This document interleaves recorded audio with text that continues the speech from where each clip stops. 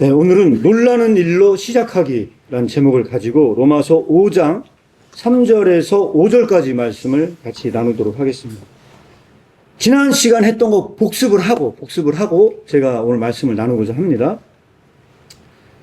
지난 시간에 제가 이 말씀을 드렸습니다. 닐 에드미라이, 이 라틴어라고 말씀을 드렸고요. 닐 에드미랄이라는 말이 호라티우스의 서간집의 1권적 6번째 서신의 첫 구절에 아무것도 놀라지 말라라는 이 말로 나와 있다고 말씀을 드렸습니다. 그리고 니체는 이거를 보고 고대 철학자들이 철학의 전체를 보았다, 이렇게 설명을 했고요. 그리고 스토아 철학자들은 아무것도 위대하다고 여기지 말고 아무것도 바랄 가치나 두려워할 가치가 있다고 여기지 말라. 이것이 바로 고대 철학부터 이 철학사에 굉장히 중요한 측면 중에 하나가 있다고 말씀을 드렸습니다. 그래서 왜 놀라지 말아야만 하느냐, 놀라지 말아야 되는 이유가 뭐냐라고 봤을 때 세계의 본질에 대한 이해에 대해서 모든 것은 자연법칙 속에 있었다. 이 스토아 철학의 가장 기본적인 사상입니다. 놀랄 이유가 아무것도 없다. 우리가 몰라서 그렇지 이 자연법칙을 알고 나면 아무것도 아니다. 놀랄 것이 없다. 그리고 두 번째는 내적 평정과 초연함을 갖기 위해서 놀라면 안 된다. 그 말씀을 드렸고요. 바로 이 네 가지 덕목도 놀라지 않는 거와 관련이 있다, 이렇게 말씀을 드렸습니다. 근데 이거에 비해서 뭐라고 말씀을 드렸냐면 기독교는 다르다. 닐 에드미랄이가 아니고 놀람으로 시작한다. 그래서 놀라는 일로 시작하는 것이 기독교고 바로 그것이 하나님을 경외하는 것과 연관이 있다, 이렇게 말씀을 드렸습니다. 자, 중요한 질문 하나 드리고 넘어가겠습니다. 그러면 놀라지 않는 사람에게는 어떤 일이 벌어질 거라고 생각하십니까? 놀라지 않는 사람에게는 어떤 일이 벌어질까요? 뭐 딱히 정답은 있는 건 아니고요. 제 나름대로 그냥 정리를 했습니다. 네. 자, 오랜만에 우리 한결이 얘기 한번 들어보도록 하겠습니다. 한결이는 놀라지 않는 사람에게 어떤 일이 벌어질 것 같아요? 네. 한마디만. 네. 아직 워밍업이 안 된 것 같습니다. 자, 지나가도록 하겠습니다. 저는 개인적으로 놀라지 않는 사람에게 어떤 일이 벌어지냐, 저는 의심이 싹 튼다고 생각을 합니다. 놀라지 않는 사람들은요, 일단 의심부터 합니다. 저게 과연 놀랄 일인가? 하고 그 놀랄 일인가에 대해서 의심을 하기 시작을 합니다. 팔짱 끼고 의심을 하기 시작을 합니다. 그래서 이런 일이 벌어지면 어떤 일이 벌어지냐, 우리가 몰라서 놀라는 것이 알면 놀랄 일은 아니다. 그렇기 때문에 의심하는 일이 시작됩니다. 따라서 알기 위해 합리적으로 분석하기 시작을 합니다. 그래서 이때 벌어진 일이 어떤 일이 벌어지냐, 이때 의심은 지혜의 시작이 됩니다. 이것이 바로 서구 철학에서 의심이 지혜의 시작이 될 수밖에 없는 이유가 여기에 있다 라고 저는 생각을 합니다. 여기까지 지난주에 했던 이야기를 한 번 더 복습해서 여러분들에게 말씀을 드렸습니다. 그러면 오늘 본문 말씀은 뭐라고 되어 있냐, 이렇게 나와 있습니다.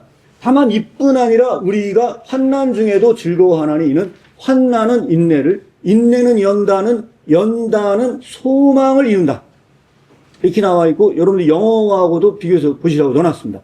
영어에서는 이 환난이 suffering으로 되어 있습니다. 이 고난이 우리에게 소망을 이룬다, 이렇게 나와 있습니다. 그런데 오늘 본문 말씀 이전에 로마서 1장에 또 이렇게 나와 있습니다. 1장은 그러므로 우리가 믿음으로 의롭다 하심을 받았으니 우리 주 예수 그리스도로 말미암아 하나님과 화평을 이루자 그랬어요.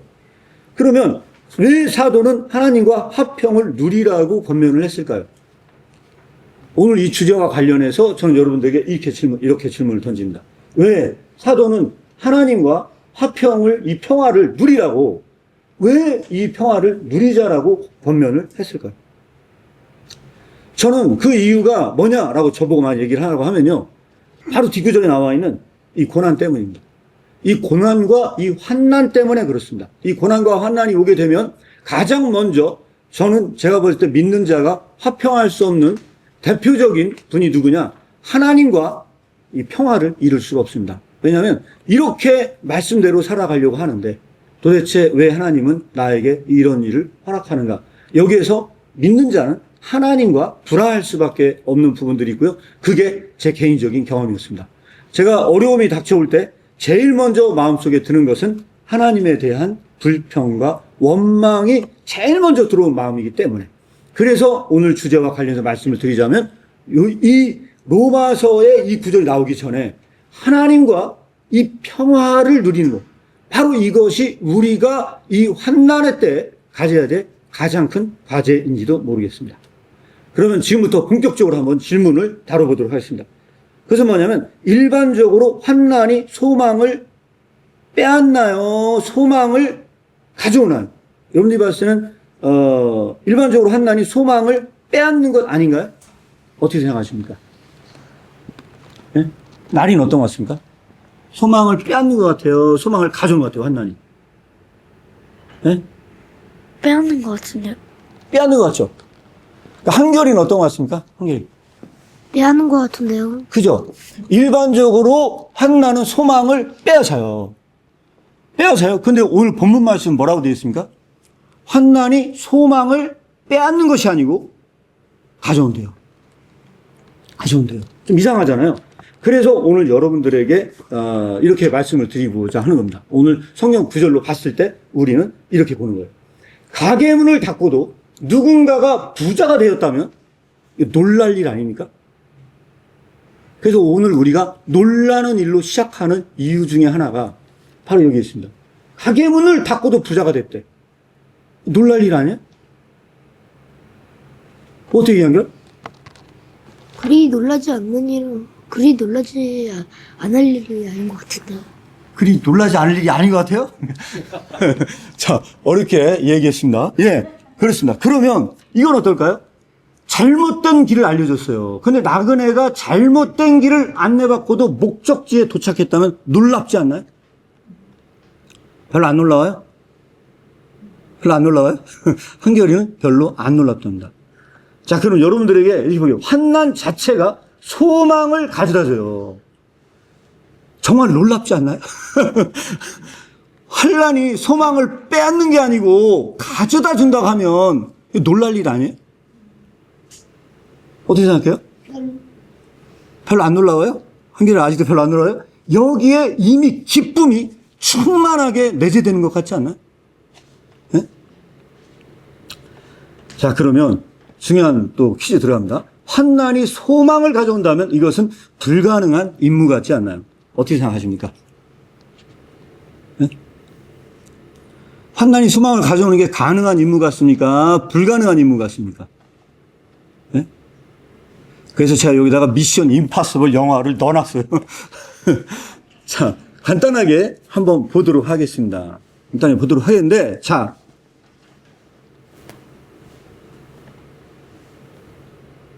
자, 여기까지 봤어요. 여기까지 봤는데, 자, 나연아 한결이는 이 영화를 봤어요. 그죠? 그런데 이 영화를 봤는데, 이게 저 가면을 벗었을 때 정말 놀라지 않았나요? 안 놀랐나요? 투에서는 그랬죠. 놀랐죠? 그래, 놀랐어요. 분명히 놀랐어요. 오늘 주제는 놀라는 게 주제예요. 놀라는 시작하는 게 주제인데 분명히 놀랐어요. 가면을 벗었어요. 벗었는데 악당인 줄 알았더니 저게 악당이 아니었어요. 그렇죠? 그래서 여러분들에게 제가 질문을 던지는 게 이겁니다. 그러면 환난은 변장한 악당 같지 않은지 어떻습니까? 환난이 소망을 빼앗는 자처럼 보이는데 악당처럼 진짜 가지고 있는 우리의 모든 소원을 다 가져가는 자처럼 보이지만 오늘 말씀처럼 이 환난 자체가 소망을 가져다 준다면 그것은 마치 변장된 그 악당처럼 보이는 것은 아닌지 어떤 것 같습니까? 네? 그때 가면을 벗으면 놀랐죠? 이게 놀라는 이유예요. 이게 놀라는 이유입니다. 나는 미션 임파서블 놀랐어요? 안 놀랐어요? 놀랐어요. 놀랐죠? 오늘 말하는 게 바로 이런 놀라움입니다. 그래서 여러분들에게 이렇게 다시 한번 말씀드립니다. 다른 모든 영화의 변장은 이 하나님이 고안한 변장과 비교한다면 어린아이 장난과 같지 않은지요. 어떻게 생각하십니까? 예? 환난이 소망을 가져오는 이 변장술은 하나님께서 만든 영원의 변장입니다. 이것은 빼앗는 것처럼 보이지만 그 환난 자체가 소망을 가져다 준다면 그것은 영원한 변장술이라는 거죠. 그때 도둑이 아무리 은밀한 물건을 잘 찾는다 해도 환난이 소망을 찾는 것만큼 잘 찾아다 줄 수 있는지 그것이 의문입니다. 여러분들은 도둑이 은밀한 물건을 더 잘 찾을 것 같습니까? 이때 영혼의 변장술인 환난이 가져다주는 소망이 더 잘, 이 소망을 찾는 것보다 더 잘 찾을 수 있는지 저는 여러분들에게 질문을 드리고 싶습니다. 그래서 저는 오늘 이 시대가 가장 중요한 이유라고 생각합니다. 이 시대가 진짜로 망각하고 있는 것은 무엇이냐? 그것은 놀라는 것을 망각했다. 일단 우리는 놀라는 일로부터 시작할 수 있어야 된다. 저는 개인적으로 그렇게 생각을 합니다. 그래서 이것은 뭐냐? 불가능한 임무입니다. 미션 임파서블. 미션 임파서블. 자, 미션 임파서블. 네. 불가능한 임무 같아요. 그래서 우리는 여기서 중요한 뭐냐? 환난이 소망을 가져온다고 얘기를 했을 때요. 대다수의 믿는 크리스찬들은 이렇게 고백을 한대요. 어떻게 고백을 하냐?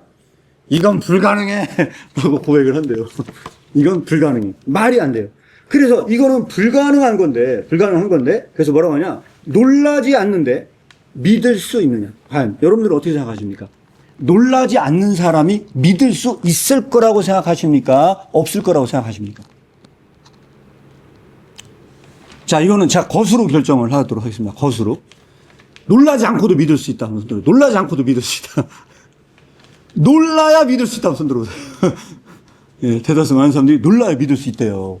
근데 이게 성경에 나올까요? 안 나올까요? 여러분, 성경에 나올 것 같습니까? 안 나올 것 같습니까? 자, 놀라야 믿을 수 있는지 없는지 말씀을 한번 찾아보도록 하겠습니다.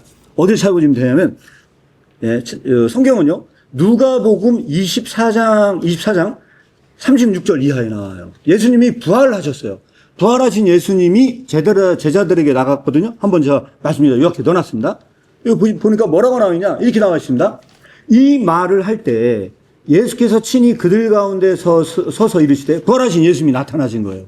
그 부활하신 예수님이 너희에게 평강이 있을지어다 하시니 그들이 놀라고 무서워했어요. 자, 여기서 부활하신 예수님을 만난 그 순간 놀라고 무서워했어요. 그러고 나서 보고서 영어로 생각했다고 하는데 이 영어로는 이게 스피릿이나 소울이 아니에요. 고스트예요, 고스트. 제자들이 놀라고 무서워해서 그 예수님을 유령으로 생각했다는 거예요. 유령으로 생각했다는 거예요. 그리고 나서 그 다음에 21절에 보잖아요. 그들이 너무 기뻤어요. 놀랐어요. 놀랐는데 너무 기뻤어요. 근데 그때 믿었어요? 못 믿었어요? 못 믿었어요. 놀라고도 믿질 못했어요. 놀라고도 믿질 못했어요. 그렇게 놀랍게 여길 때 그때 예수님이 이걸 보고 자, 먹을 것이 있느냐 하고서 그 진정시켜 주려고 놀란 걸 진정시켜 주려고 했어요. 그래서 오늘 여러분들에게 질문을 던지는 게 바로 이겁니다. 제자들은 놀랐지만 믿을 수가 없었어요. 그렇죠. 근데 놀라지도 않는데 어떻게 믿음에 이를 수 있겠느냐는 거예요. 제자들은 놀라도 믿을 수 없어. 믿겨지질 않아.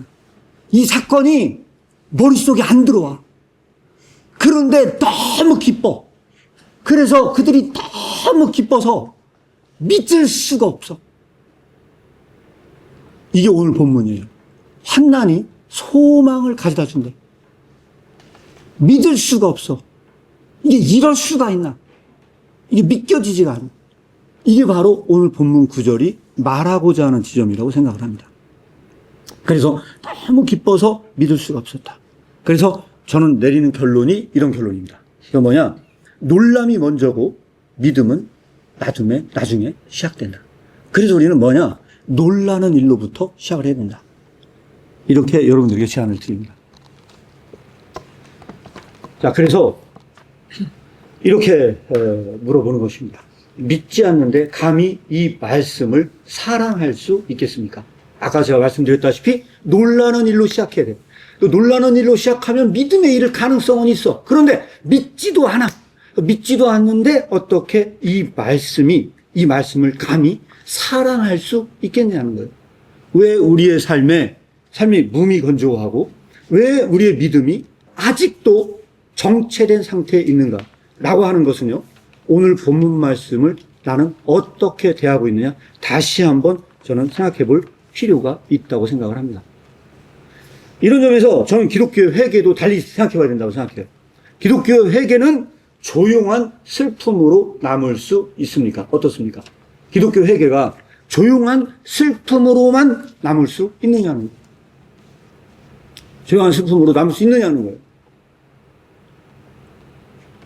그래서 여러분들에게 다시 한번 질문을 던지면 이렇습니다. 아니면 형용할 수 없는 감사를 표현하며 이것은 불가능해 라는 말을 반복할 수 있는 것 아닌가요?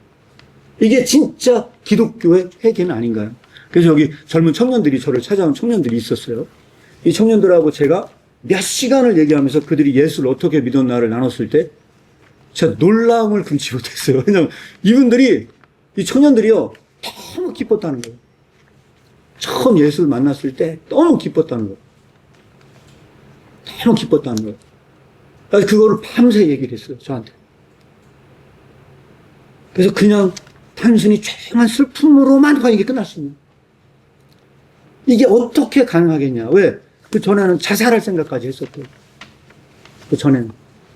근데 예수 믿고 완전 달라졌대. 이게 바로 기독교의 복음입니다. 그때 저는 내린 결론은 이겁니다. 환난이 소망을 가져오는 것은 불가능하기 때문에 절망에 빠진 자는 그것을 믿습니다. 행복하게.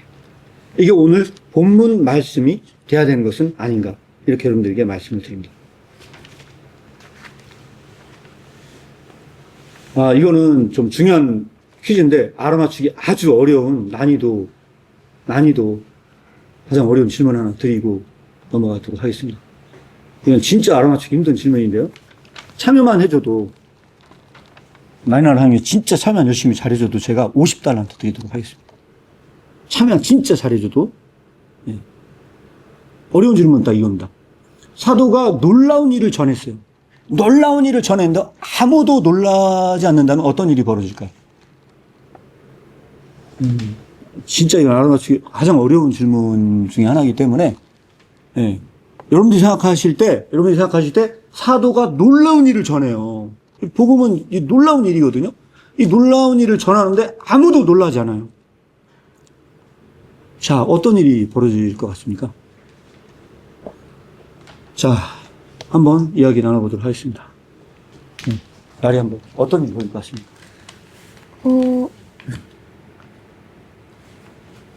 진짜 이거 그냥 정답 없이 얘기하는 겁니다. 그냥 생각만 말씀드립니다.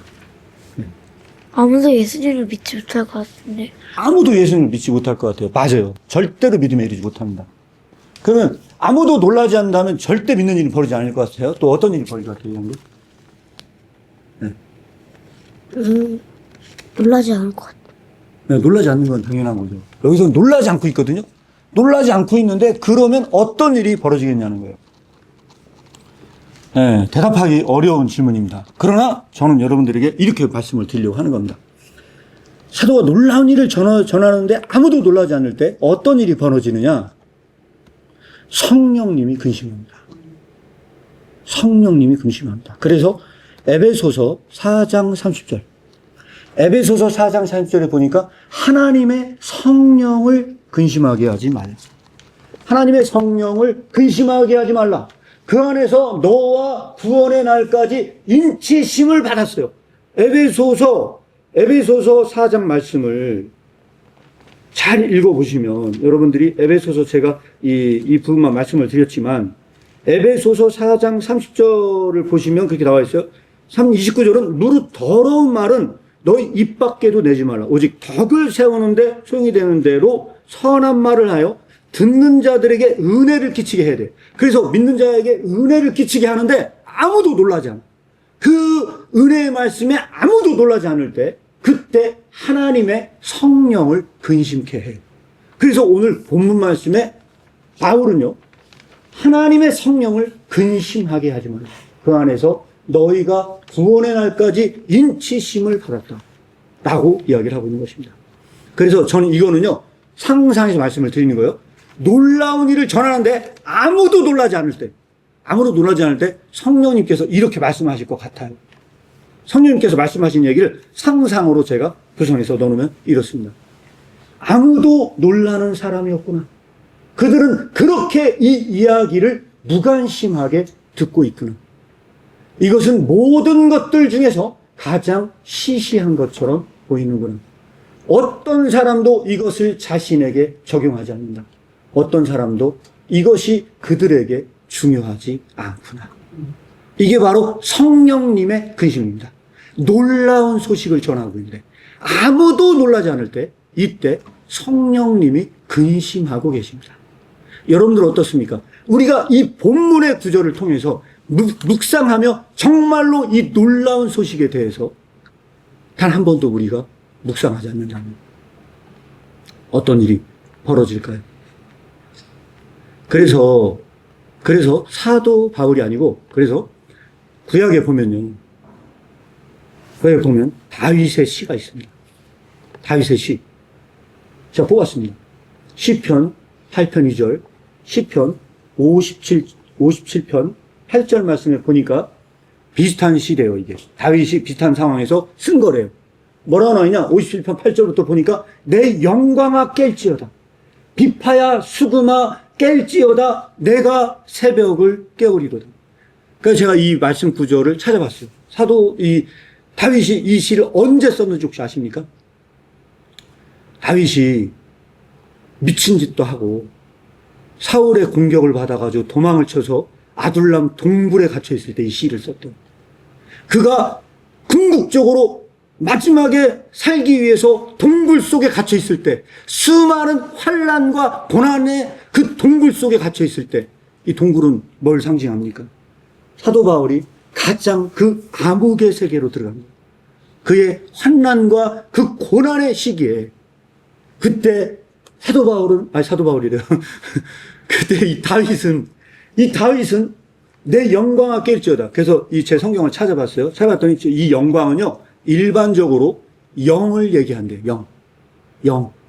나의 영혼을 깨워주소서. 그때 이 다윗이 쓴 시는 내 영혼아 깰지어다. 비파야 수금아 깰지어다. 내가 새벽을 깨우겠다라는 이 말은요, 어마어마한 결단의 말이라고 이야기합니다. 결단의 말. 그래서 새벽을 깨운다.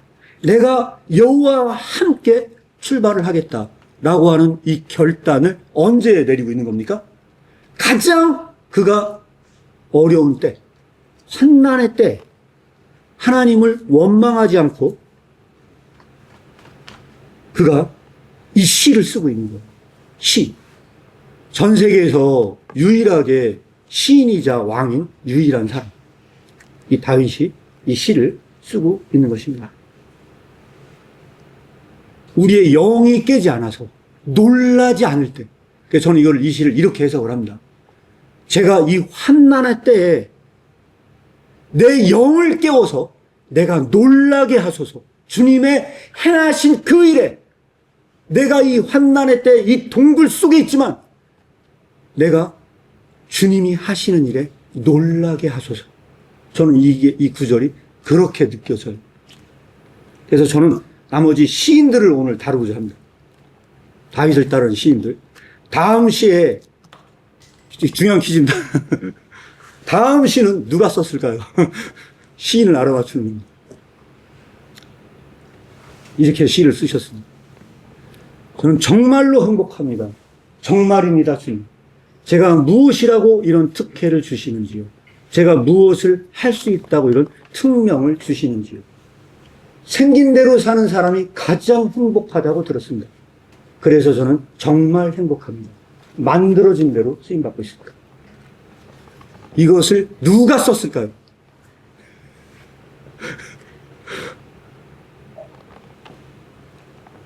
잘 모르죠?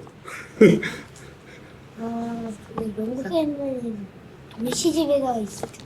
연구소에 뭐라고요? 동시집. 연구소에 동시집이 있을 것 같아요? 여기 그 동시책이 있어요. 저 동시책에 있어요? 그 누가 쓴 거예요? 동시책이 있을 것 같다고. 있을 것 같다고요? 네. 한결이가 알아맞추는 줄 알았어요, 저는. 혹시 누가 쓴지 아세요?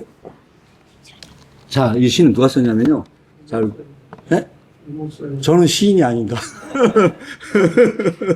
저 시는 오석환 소장님께서 쓰신 시입니다.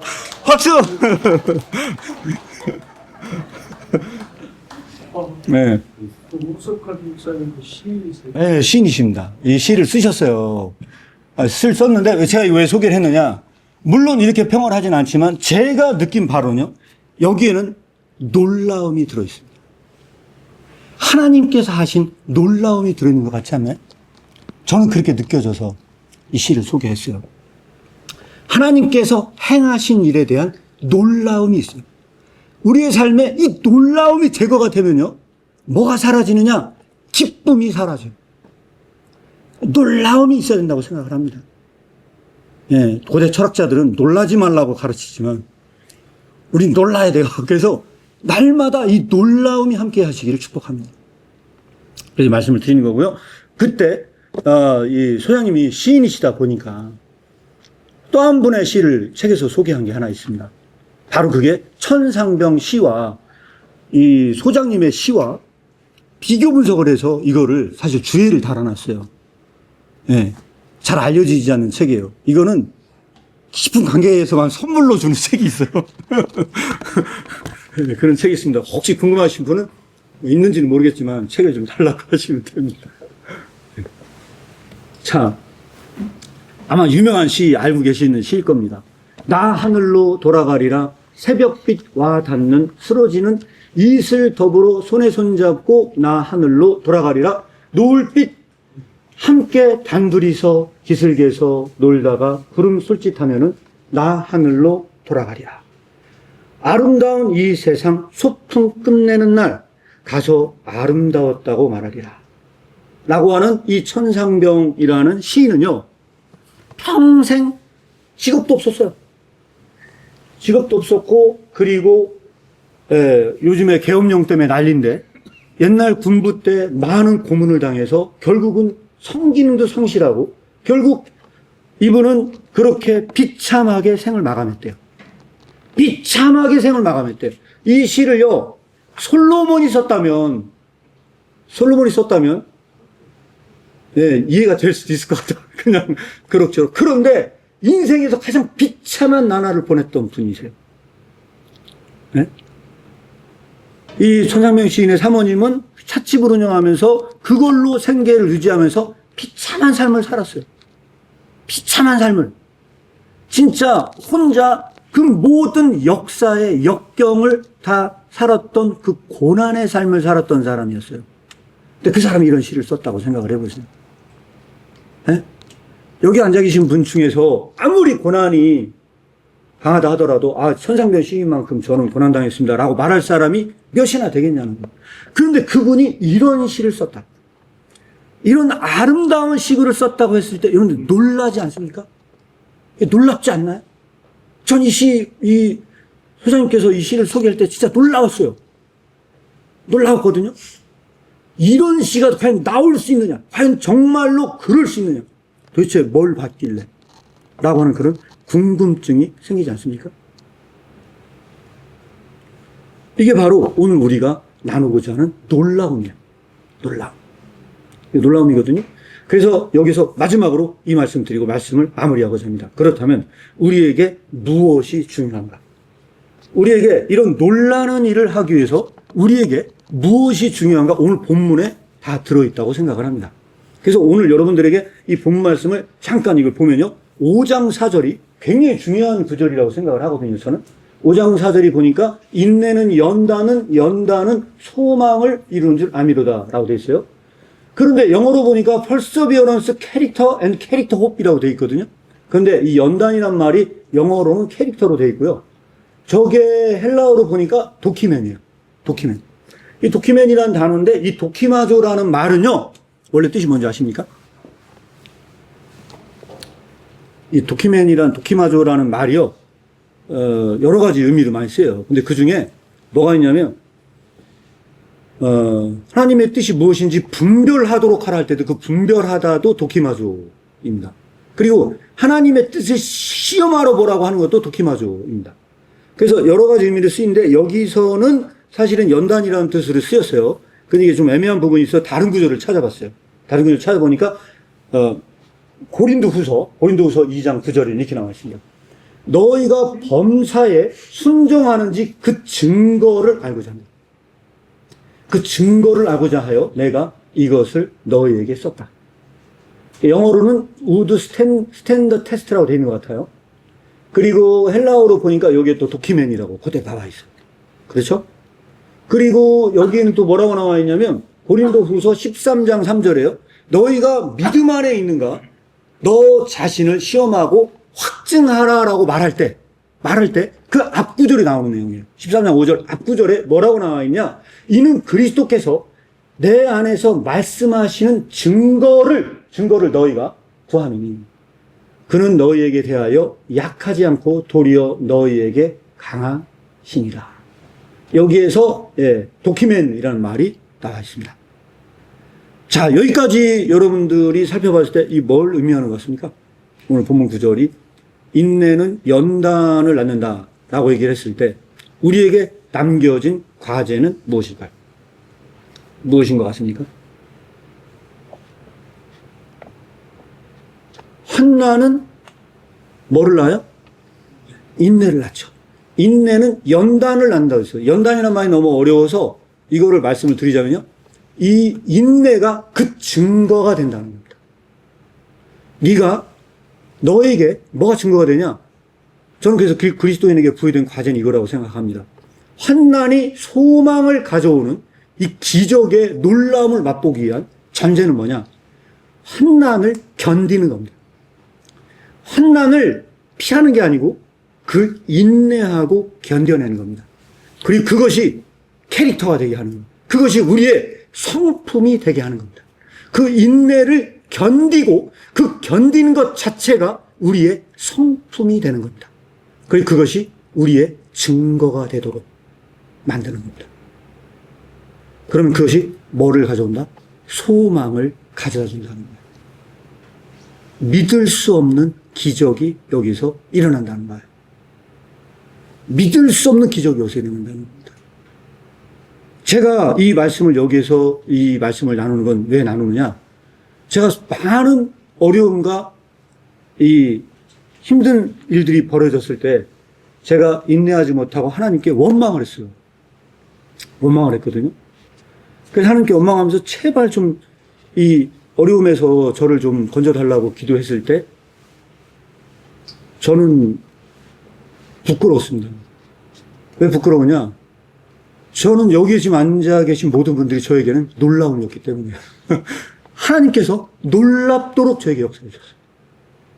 놀랍도록 역사해 주신 게 여기 앉아 계신 분들이 오셨던 거예요.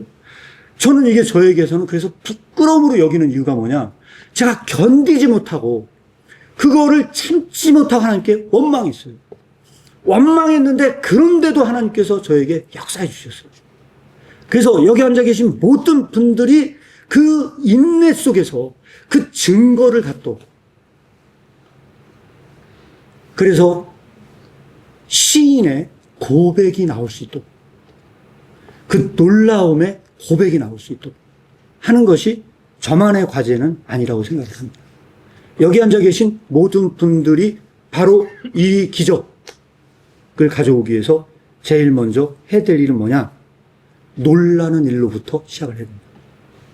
하나님의 그 놀라운 일을 보여달라고. 저는 아둘람 동굴에 있을 때 이 다윗의 시는 뭐냐? 결단의 시다, 이건. 어떤 결단의 시냐? 제가 주님이 하신 일을 놀라게 해달라는 기도예요. 나의 영혼을 깨워 주시옵소서. 비파야 수금아 나의 영혼을 깨워달라. 내가 하나님의 하신 일을 그래서 놀라게 해달라 하는 기도로 읽혀져요. 저는 그 시가. 그래서 여기 있는 모든 분들이 그 놀라운 가운데서 하나님께서 행하신 일을 좀 경험하기를 축복합니다. 지금도 어려움이 제거된 것도 아니고 앞으로도 제거될 일도 없다.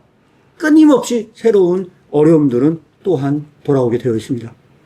이 시간에 잠깐 기도하는 시간을 갖도록 하겠습니다. 기도하는 시간을 갖는데 1년 동안 돌이키면서 그동안 어려웠던 일들이 뭐가 있었는지, 그리고 조금이나마 그 어려웠던 일에 대해서 하나님 앞에 불평한 일이 있다면 솔직하게 고백하시고 그것을 잘 견뎌서 그 인내가 우리의 증거가 되게 하도록, 그래서 다윗의 그 시편의 기도가, 그리고 우리 시인들의 그 시가 나의 기도가 되게 해달라고 이 시간에 다시 통성으로 기도하도록 하겠습니다.